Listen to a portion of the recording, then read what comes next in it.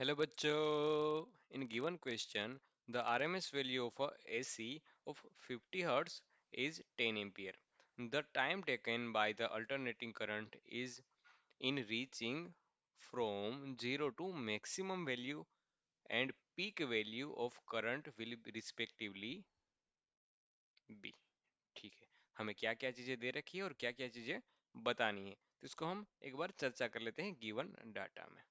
Given data हमें दे रखा है कि जो फ्रीक्वेंसी है एसी की वो फ्रीक्वेंसी दे रखी है 50 हर्ट्ज, और एक चीज दे रखी है कि जो आरएमएस करंट बह रहा है वो आरएमएस करंट की वैल्यू है 10 एम्पियर।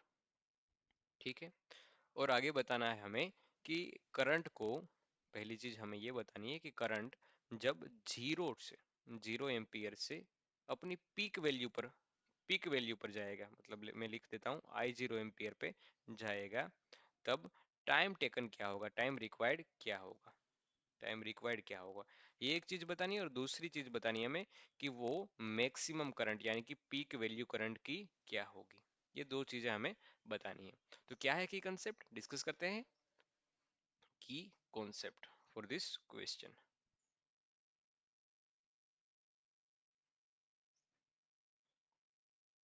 हमने ये वाला ग्राफ पढ़ा ही होगा, ना पढ़ा हो तो अब देख लेते हैं। कुछ इस तरह से ग्राफ होता है करंट का, करंट वर्सेस टाइम का। ये टाइम और ये आ गया करंट, करंट आई। तो हम देख सकते हैं डायग्राम में, फिगर में, कि करंट है वो दो बार पीक वैल्यू पे जा रहा है। ये एक बार आई जीरो, ये दूसरी बार मैक्सिमम, यानी यहाँ पर आई जीरो, दो बार मैक्सिमम हो रहा है। हाँ सर, दो बार मैक्सिमम हो रहा है।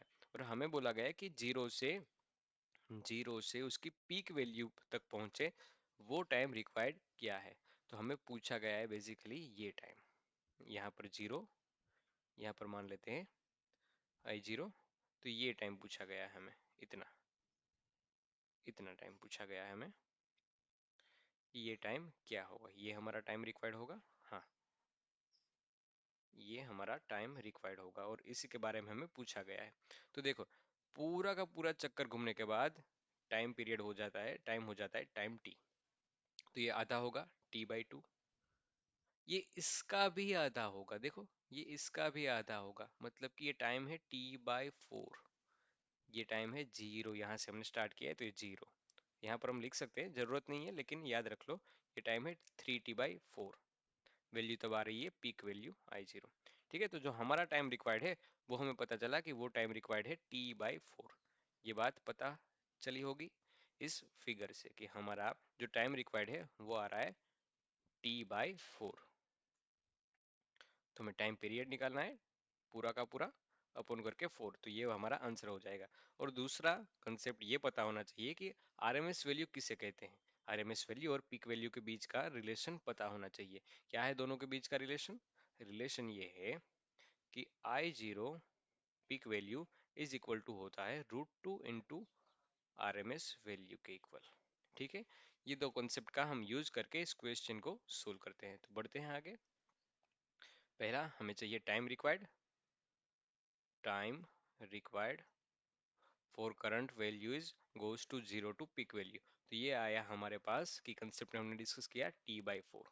अब ये एक बात पता होनी चाहिए कि फ्रीक्वेंसी का उल्टा होता है टाइम पीरियड, मतलब कि हम फ्रीक्वेंसी को लिख सकते हैं कुछ इस तरह से, देखो time period T is equal to 1/f। तो यहाँ से मैंने लिख दिया 1/4f। हाँ सर सही है। तो ये 1 वैसे का वैसा, 4 4 हमें दे रखा है, 4 वैसे का वैसा, और f हमें दे रखा है 50 हर्ट्ज। तो यहाँ से हम कैलकुलेट करेंगे तो हमें आंसर मिलता है इसका 5 × 10⁻³ second.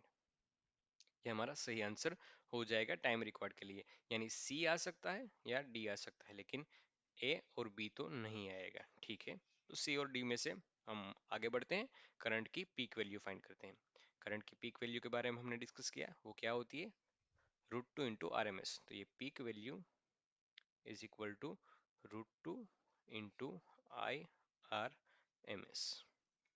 √2 1.41, I R M S दे रखा है हमें 10 एम्पियर। तो यहाँ से कुछ कुछ आंसर मिलेगा हमें 14 के इक्वल, 14 एम्पियर। तो यहाँ से सही विकल्प हो जाएगा, सही ऑप्शन हो जाएगा D. D is the right answer for this question. I hope you all guys are understand. Thank you.